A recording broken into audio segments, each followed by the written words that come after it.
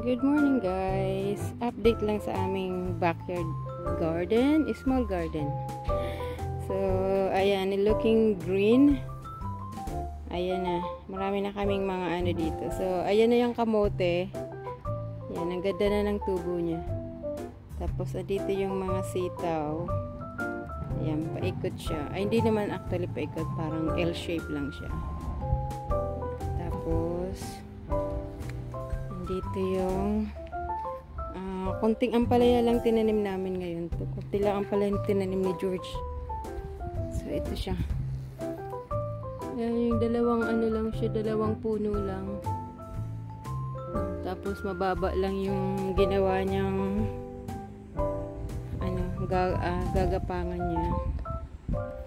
So, yan yung mga sitaw.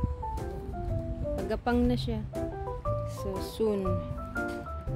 soon makikita na natin mamumulaklak na naman siya. Iyang sa gilid.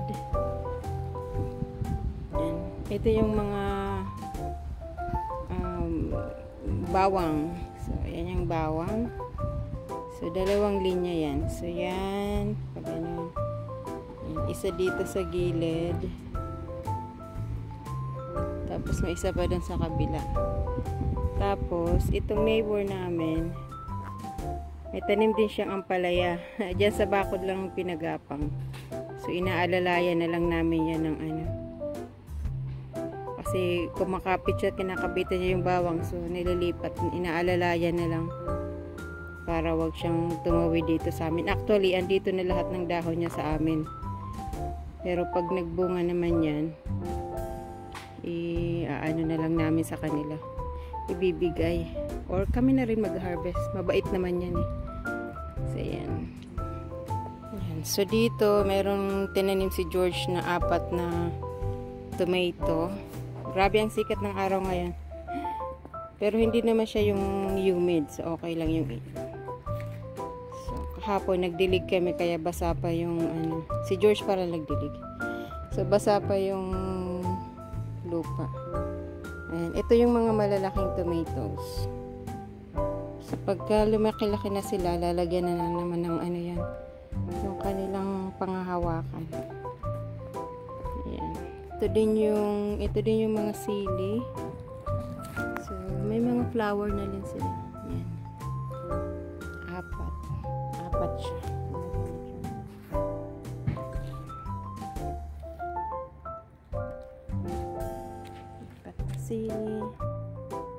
Then meron din siyang tinanim na okra.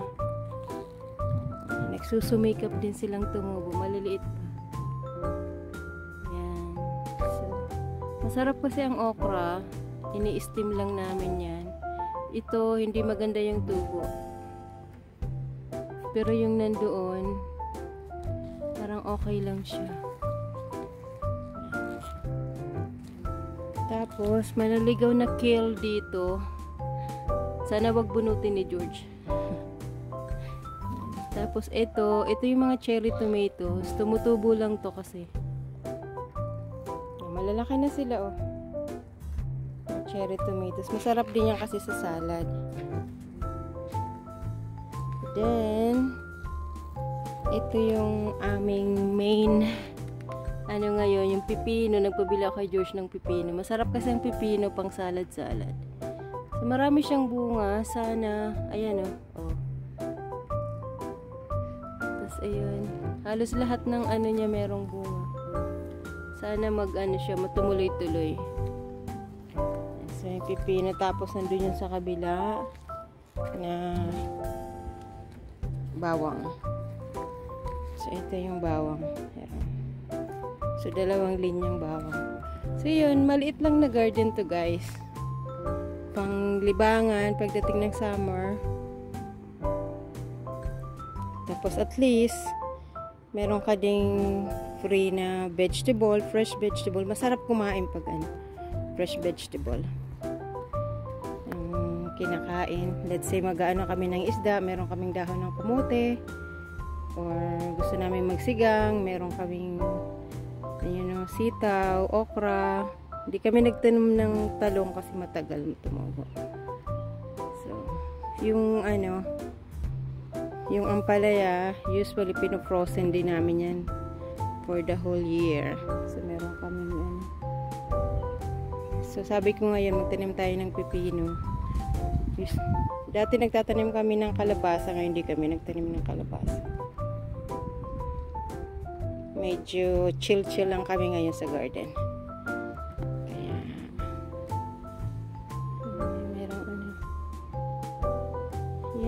Yan lang yung garden namin. Ayan. Flex ko lang tong ano. Gusto ko yung bulaklak nito. Gumagapang siya sa bakod. Pero ang cute ng bulaklak niya. Nakakadagdag siya ng ano, ng view. Yan. Ganda, di ba? Yan yung mint. Namumulaklak na yung mint. Sorry sa sound, guys. Yung aircon yan. Ito naman yung kalamansi. Tagal na nitong kalamansi sa amin. Hindi lang, ano, siguro mga 9 years na to. Hindi namin siya mapabunga-bunga kasi pag pinasok sa loob, nalalaglag yung mga dahon niya. Then, pag summer, panibago na naman siya. Kaya paulit-ulit lang siya.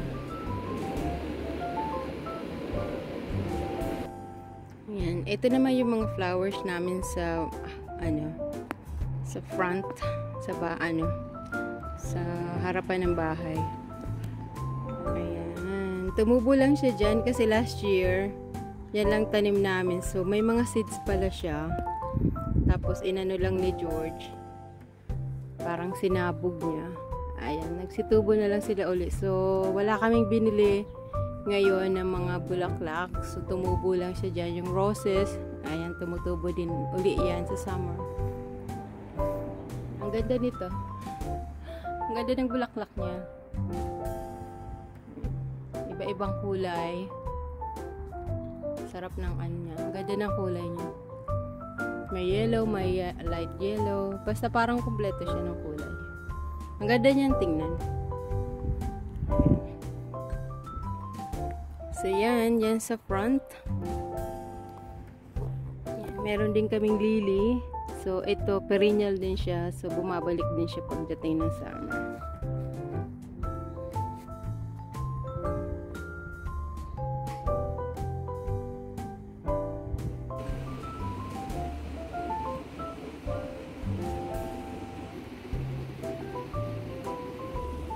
Yan. So far, yan yung aming update sa aming munting garden.